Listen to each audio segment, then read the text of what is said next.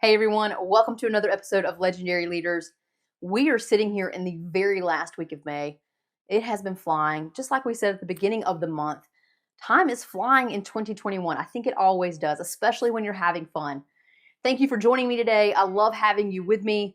We are wrapping up the series focused on small business owners and some of the most common pitfalls that if we don't think through some of these pieces in advance as small business owners, they will absolutely trip us up and they will prevent us from being in business long term and potentially even prevent us from becoming a huge corporation if that is our desire. If we want to become large, we've got to navigate the pitfalls and the potholes of the road of business in order to make it to the end point, right? So that's what we've been talking about this entire month. And I want to go ahead and navigate through this very last topic that I'm really going to specifically target to small business owners. And that is, I want you to think about right now, I want you to ask yourself, why? Why are you in business?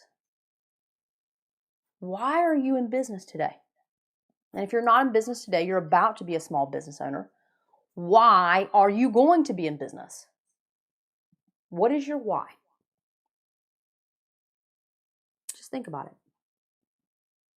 Now, as you're thinking through this, there are probably some things that are popping into your mind and they're common. So, don't feel bad about them. Most of us are saying, well, I want to make a reasonable amount of money. That's okay. Don't feel bad about that. We have to have money to survive in the world. There's nothing wrong with that. So if that's a reason that popped in your head, perfectly fine. It's a very valid reason. Another reason could be that you want freedom, right? That you worked in a job that made you punch in and punch out at a certain time and you had to be there and couldn't take days off when you wanted to, and you wanted the freedom and flexibility of owning your own business. Another valid reason. Makes perfect sense. I know people who have started their own businesses because other people that mattered to them told them they couldn't do it, that they would never survive it. And so, they're proving a point, they're proving themselves. No reason that you come up with is invalid. Every reason that you have is a valid reason. But what I want you to really think about today is I want you to go deep. And that's what I'm going to challenge you to do. That is your challenge for today as a small business owner. Is I really want you to go deep and I need you to ask yourself why. Why are you in business? What is your driving force? Because here's the deal. Depending upon your driving force, it's going to dictate quite a bit about how successful you are in business. Now, I know that sounds crazy and you're thinking, oh, no, that's not true, Katrina, not me. I know that I just want to be in the business for XYZ reasons, and that's what's going to carry me through. And you may be right. I'm not going to tell you definitively that you're wrong. I'm not talking to you one-on-one. I don't know your exact reason, but I can tell you this, that 80% of business success is within the mindset of the owner. In other words, if we're trying to make businesses successful, businesses that we each own successful, only 20% of that business success relies on our skill as a business owner. The other 80% relies on our mindset. And as business owners, we have to be able to hit a wall, pop back up, hit a wall, pop back up, hit a wall, pop back up until we eventually knock that wall down, move through it, keep going, and then we're going to run into another wall. And you have to have the mindset that understands that's going to happen. You don't see those walls as walls, but as ways to grow yourself and your business and better serve your customer. It's all about mindset. And so the reason why I'm asking you, why are you in business, is because if your answer isn't something that's going to help you get to those walls and overcome them, right, and see them for what they really are, then eventually one day you're going to run into what you consider truly a wall, and you're going to say, oh, I'm done. I'm tired of these walls.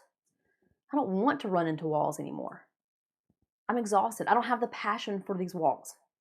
This business just isn't fulfilling me. Now, I will tell you that you probably, if you've ever worked, again, in what I would call a day job, you respect what I'm talking about here. You know what those walls look like and feel like because eventually you ran into one of them and you said, not doing this anymore. I'm going to start my own business. Okay? But the key thing is, as you're running your business, your why has to be strong enough so that you will continue to push through the hurdles, the pitfalls, the potholes, you're going to see them and avoid them, right? You have to be willing to do that. And to be willing to see and avoid them, your why has to be big enough that you're willing to look for them, that you want to look for them. I've seen a lot of business owners in full transparency who go out of the gate, and the only reason why they've started their business is because they want the freedom and flexibility. Well, you and I both know that when you start a business right out of the gate, the last thing that you have is freedom and flexibility if you're trying to get your business off the ground, right? Because again, you are the sole person doing all of the work, and you're doing it for free, right?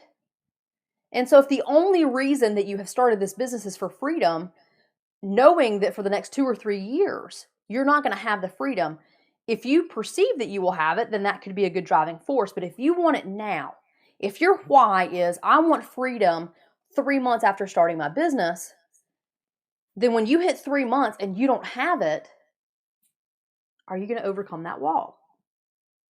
I want your why to be big enough that will help you push through. It will help you see the walls for what they are, which is not walls, but an opportunity for growth and improvement. And you keep stepping up to that challenge. And you do that for yourself and for your why, and also for the people that you're serving.